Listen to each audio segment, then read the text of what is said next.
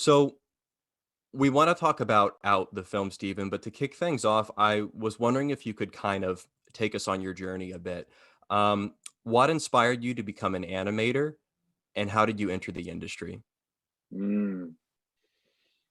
I when I was a kid, I lost myself in like drawing. I would lose myself in Star Trek. Star Trek was a big thing for me. Was like creating a world where you could like it was ex- the world of Star Trek was accepting of all different kinds of people, and that really appealed to me, like that kind of idea, which led me into the doorway of sci-fi, which led me to like Star Wars, which leads me to like Industrial Light and Magic, who revolutionized effects back in the 70s, right? With Star Wars and even Star Trek 2. Um,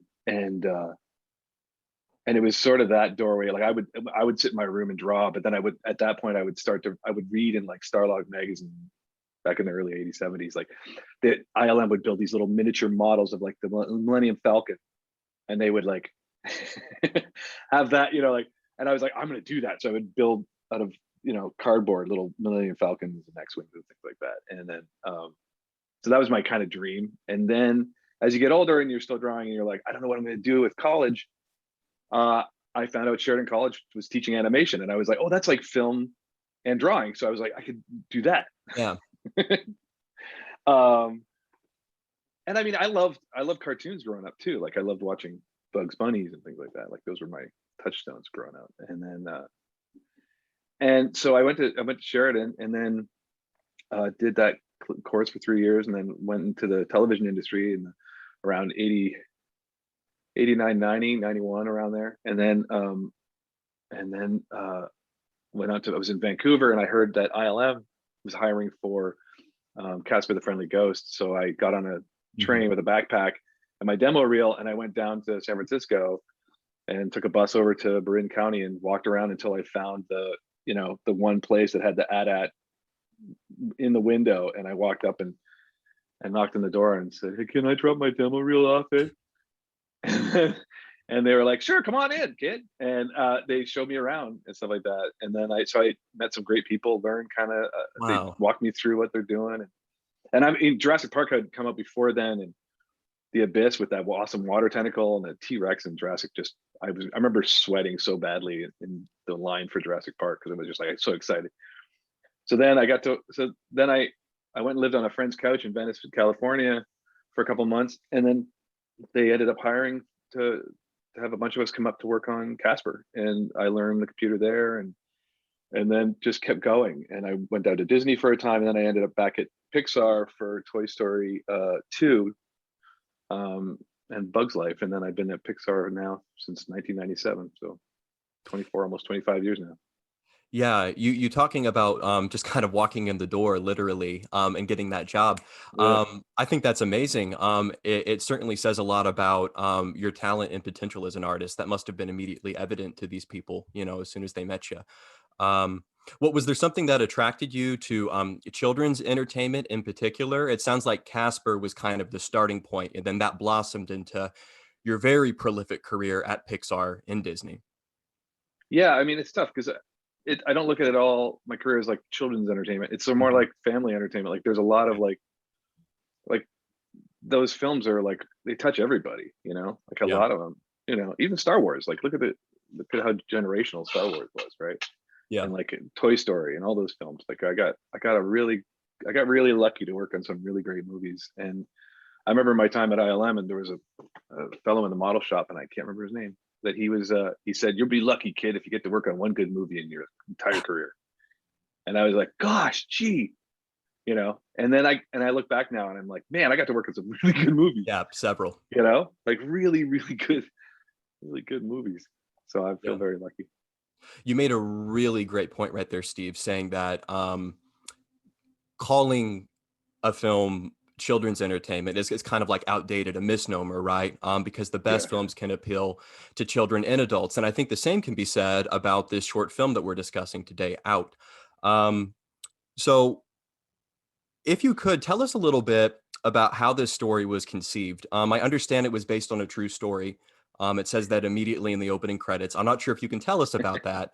Um, but where did this all begin?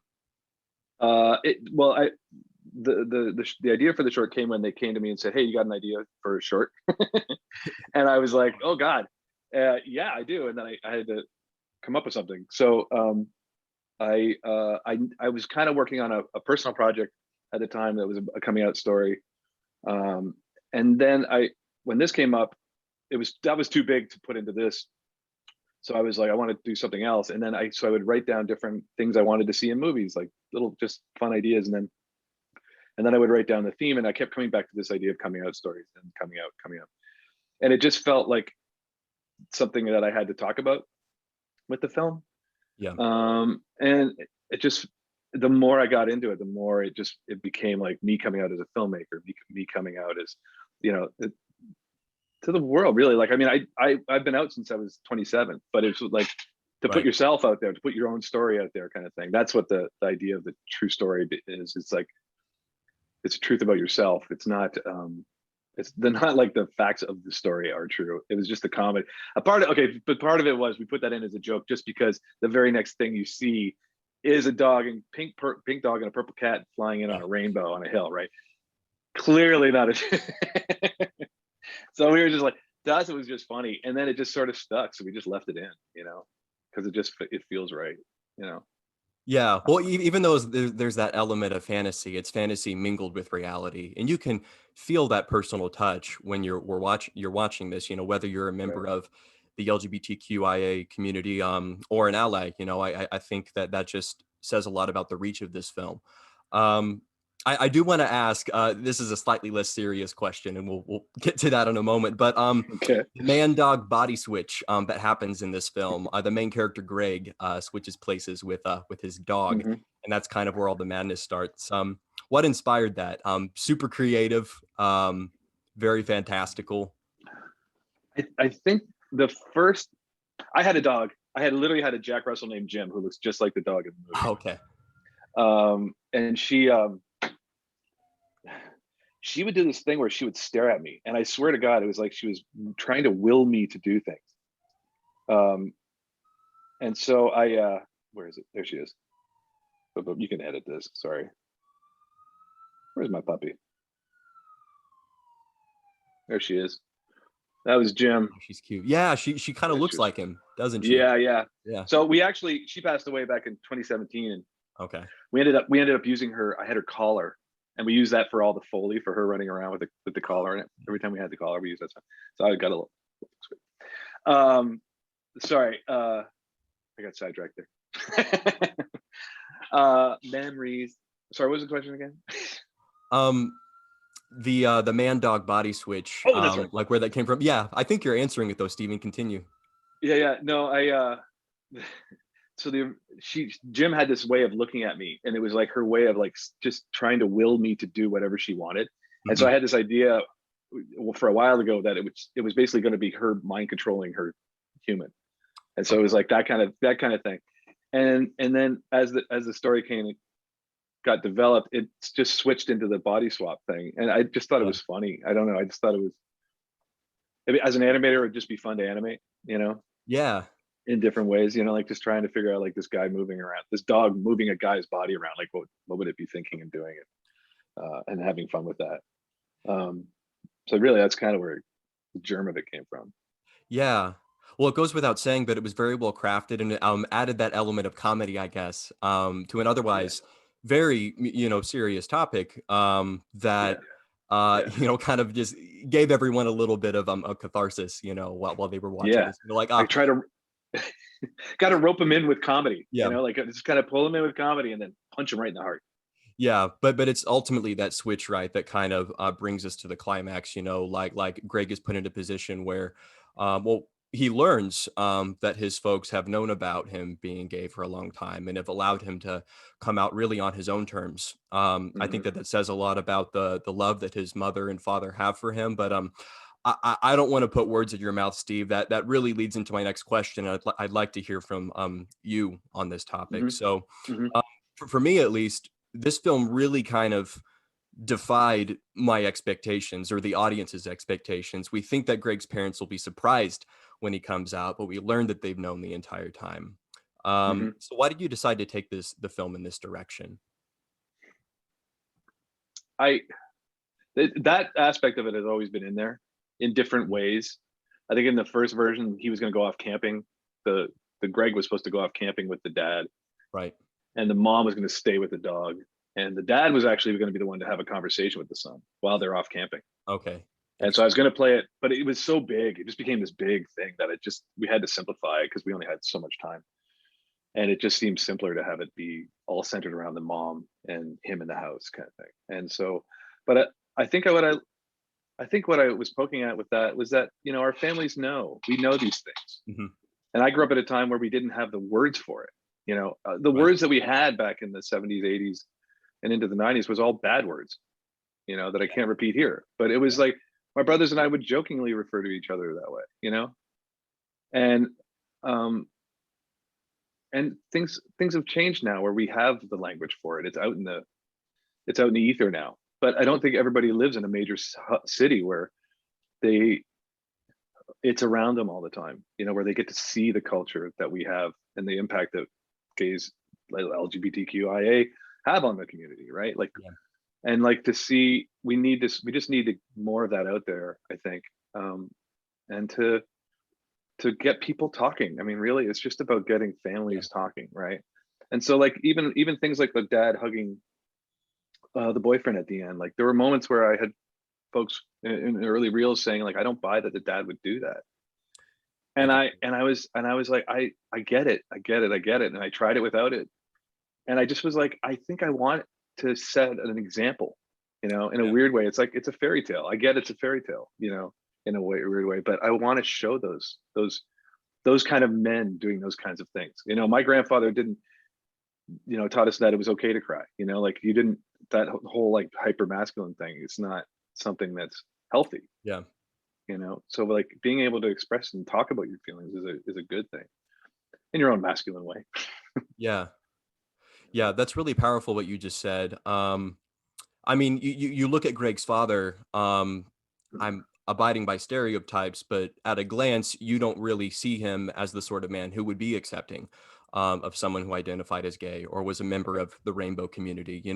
Both he and the mother appear Right. to come from, this rural background. You assume just looking at him that he was raised with very orthodox, for lack of a better term, values. Maybe grew up with a narrower worldview. Whether that's true or not, it isn't an issue when it comes to Yeah. accepting his son. Yeah. So Yeah. that's really powerful that you were kind of subverting that stereotype. Yeah. Would you Yeah. agree with that, Stephen? Yeah. Absolutely. I mean, we were really aware of each point, right? Like Yeah, the mom saying, "We just hope that he makes you happy." Like those little yeah, things where we're like just trying to play that moment of like just showing it in subtle ways, like that they know, that they're aware, that they think about this stuff, that they love their son, that they're going to love him no matter yeah, what.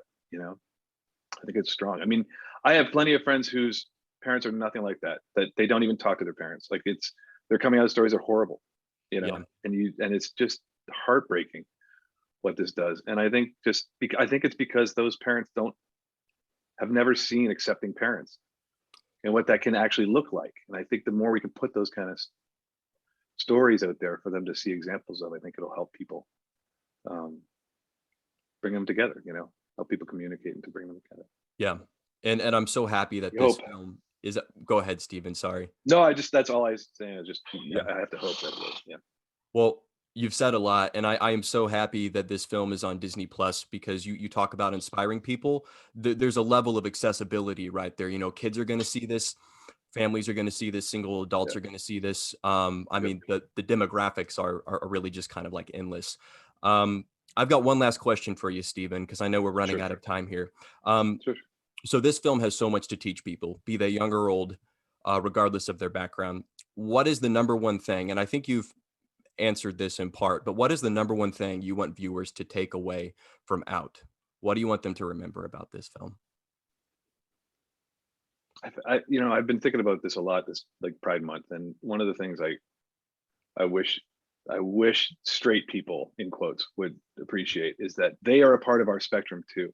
That we are not apart from them. Mm, That we're not separate. That because we have that LGBTQ initial, you know, doesn't mean we're separate. That we're different. That we are part of it. that they are a part of us. Like we're all part of the same freaking human being, no matter what color we are, or, gender identity or whatnot. We are all part of that. And Yeah. so like, I just wish we could get away from this idea like of them, like they get their month, they get their parade. It's like, you should be a part of it too.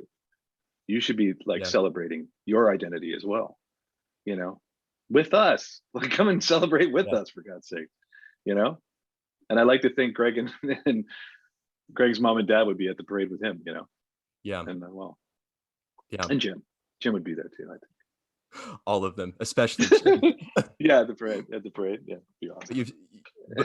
you've said a really powerful thing right there, Steve. To designate someone as the other is to maintain this element of separation, whether you mean them Yeah, harm or not.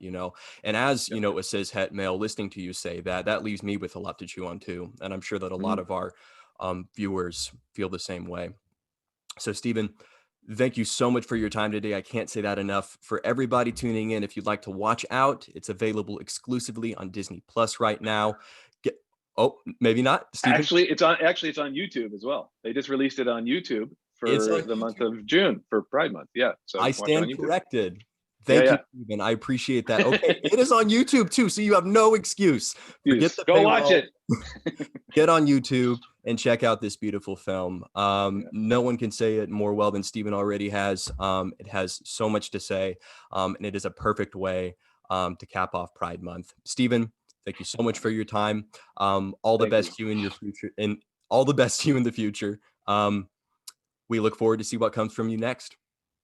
Thanks for chatting, Evan. It's been awesome.